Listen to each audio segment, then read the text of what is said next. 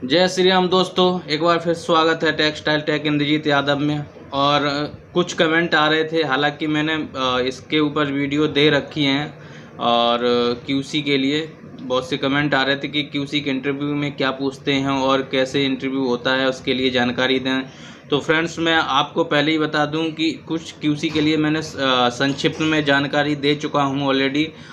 Stitching QC के लिए और फिनिशिंग क्यूसी के लिए, कटिंग क्यूसी के लिए मैंने दे रखी है जानकारी। फिर भी बहुत सारे कमेंट आए तो मैं उनके ऊपर एक वीडियो बना दे रहा हूं कि इंटरव्यू में क्या कैसे क्या पूछते हैं। तो इस पे चलो चलते हैं, स्टार्ट करते हैं, क्योंकि हमारा ज़्यादा लंबी वीडियो हो जाती है और हमारा भी अपना इतना सिस्टम हैवी नहीं है जो कि पर्याप्त मात्रा में या लंबी वीडियो को हम अपलोड कर पाएँ। थोड़ी सी प्रॉब्लम है, आने वाले समय में ये प्रॉब्लम हम सॉल्व कर देंगे। ठीक है, अभी थोड़ा सा अभाव है।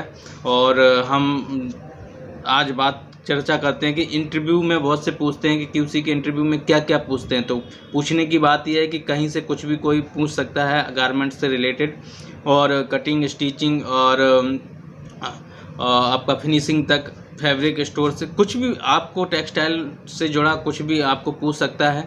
क्योंकि एक इंटरव्यूअर होता है, वो कुछ भी आपको कहीं से भी लेकिन पूछेगा उससे रिलेटेड। जिस जॉब के लिए आप लोग जा रहे हैं तो उसी से रिलेटेड आपको पूछेगा। तो फर्स्ट आपका जो है पहले इंट्रोडक्शन ही होता है, उसके बाद फिर सेकंड क्वेश्चन आता है।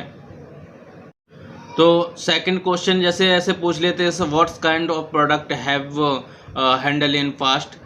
मतलब आपने किस प्रकार का प्रोडक्ट जो है आपने पास्ट में यूज किया है, किस मतलब कैसे काम किया है, पास्ट में आपने किस प्रकार से काम किया है, कैसे हैंडल किया है। तो यदि आपने उसके माध्यम से कोई काम किया है, आपका कोई भी कारखाने का कोई भी उसका आपको अनुभव है, तो उसके बारे में आप संक्षिप्त रूप से उससे जानकारी दें, उसके बारे में बताएं। जहाँ पे जैसे जिस प्रकार आपने काम किया उसके बारे में आप बताएं। एंड उसके बाद इस टाइप से पूछ सकते हैं, जैसे how do you manage quality in the cutting room and swimming rooms and finishing floors sections. तो ऐसे पूछ लेते हैं कि आप अपनी क्वालिटी को कैसे मैनेज करेंगे आप, या कटिंग में आपको सपोज दैट आपको दे दिया जाए कि कटिंग आपको संभालना है, तो कटिंग में आप कैसे क्वालिटी आपको हैंडल करना है, या फिनिशिंग आपको दे दिया जाए तो उसमें कैसे क्वालिटी आपको हैंडल करना है, स्टिचिंग में कैसे क्वालिटी हैंडल करना है। तो इसके रूप में आप जो है बारी बारी से बता सकते हैं कि कैसे क्या करना है। जैसे मान लो आपको कटिंग डिपार्टमेंट आपको दे दिया जाए, तो आपको उसमें सबसे पहले संक्षिप्त में ही बता देंगे, वो समझ जाएगा सामने कि सबसे पहले हम जो है पैटर्न मार्कर का निरीक्षण करते हैं। कटने के बाद कटे हुए पैनलों को उसके आकार की कटिंग और गुणवत्ता तथा कपड़े डिफेक्ट की जांच करते हैं कि हमारे फैब्रिक में कोई डिफेक्ट ना हो।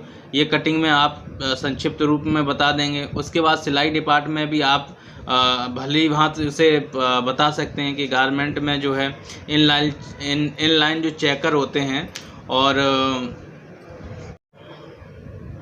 तो सिलाई डिपार्टमेंट में भी आप जो है सबसे पहले आपकी जो कटिंग आती है, कटिंग को चेक कर लेते हैं पैटर्न के अकॉर्डिंग। उसमें नोचेस वगैरह जो हैं वो सारी चेक करने के बाद जब आपका इन लाइन में हो जाता है, तो इन लाइन में आप चेक पॉइंट करते हैं सही से, कहाँ पे कौन सा क्रिटिकल ऑपरेशन है वहाँ पे चेकर लगा लेते हैं। और उसी प्रकार से पूरा ध्यान रखते हैं क्वालिटी पे कहाँ पे कैसी प्रॉब्लम आ रही है, उसके अकॉर्डिंग आप जो है चेक पॉइंट लगाते हैं और चेकिंग उसकी ऑडिट करते हैं। लास्ट फाइनल आने जो पीस आता है उसकी।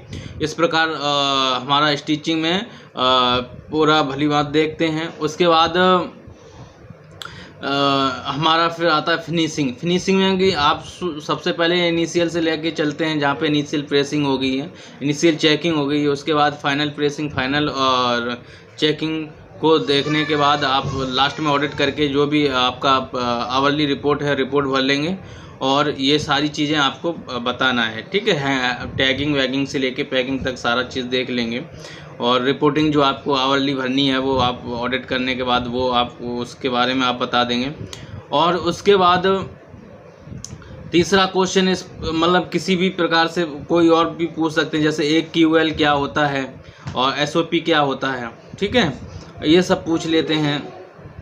तो सैम्पलिंग क्या है, सैम्पलिंग कितने प्रकार की होती है, ठीक है, ये सब आपको पूछ लेते हैं। और और इसी के अकॉर्डिंग आपसे सारे क्वेश्चन होंगे, जैसे what are the fiber use in the textile industry, तो इसका ये आप आंसर दे सकते हैं, there is basic types of the fiber use in textile.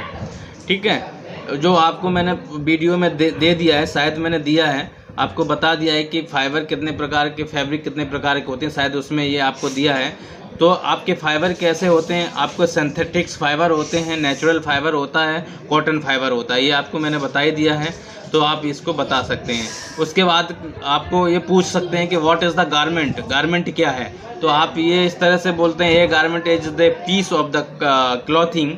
ठीक है, इस तरह से आप बोल सकते हैं। फिर तीसरा ऐसे पूछ सकते हैं कि what is the sample in garment, sample क्या है गारमेंट के हिसाब से, तो आपका आंसर इस टाइप का भी हो सकता है, the garment which is the need for the bulk और प्रोडक्शन और with the use the through the process and sequence is the called sample. ठीक है, इस टाइप का जो है आप वो दे सकते हैं आंसर। उसके बाद नेक्स्ट आपको पूछ सकते हैं कि what is the counter sample in the garment, तो इस टाइप का भी आपको पूछ सकते हैं क्वेश्चन। नेक्स्ट इस टाइप का पूछ लेते हैं कि what is the counter sample in the garment, तो इस पे आप आंसर इस टाइप से भी दे सकते हैं कि the sample which is the follow by the approve sample is the called the counter sample, इसमें ऐसे आप दे सकते हो। फिर नेक्स्ट ऐसे क्वेश्चन पूछे what is the approved sample, कि अप्रूव्ड सैंपल क्या होता है, तो इसका आंसर आप दे सकते हैं according to the all the required specifications the sample which is the approved by the buyer is called the approved sample। ठीक है, तो इस तरह से आप कह सकते हैं। और नेक्स्ट ऐसे इस टाइप का क्वेश्चन पूछते हैं what is the pattern, pattern क्या है, तो इसका आंसर इस तरह से देखें, it is the pattern of the particular setup and with net admissions and the allowance, इस टाइप का कर सकते हैं। उसके बाद ये इस टाइप का पूछते हैं कि what is the working pattern, working pattern क्या है, तो इसका भी आंसर इस प्रकार से दे सकते हैं। तो इसका आंसर आप इस प्रकार दे सकते हैं, it is a pattern of the particular styles dimensions. ठीक है, और इससे production is equal to patterns and working plus allowance, ऐसे इस प्रकार से आप कह सकते हैं। उसके बाद कुछ शॉर्ट फॉर्म होती हैं, तो आपको पूछ लेते हैं कि जो भी आपको याद कर लेनी चाहिए थोड़ी बहुत सी फॉर्म, जैसे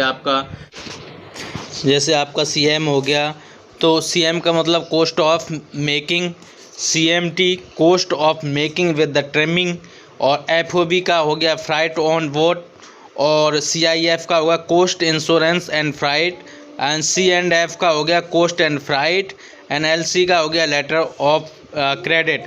तो इसी प्रकार से SOP के बारे में भी पूछ लेते हैं। तो SOP का फुल फॉर्म क्या होता है, तो SOP का फुल फॉर्म हम आपको बता रहे हैं, स्टैंडर्ड ऑपरेटिंग प्रोसीजर।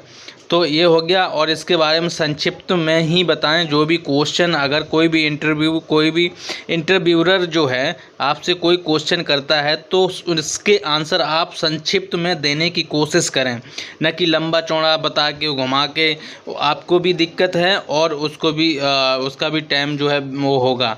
ठीक है, तो कहीं भी इंटरव्यू के लिए जाएं तो उसके क्वेश्चन का आप संक्षिप्त में उत्तर दें। तो आज के लिए जय श्री राम दोस्तों, जय श्री राम।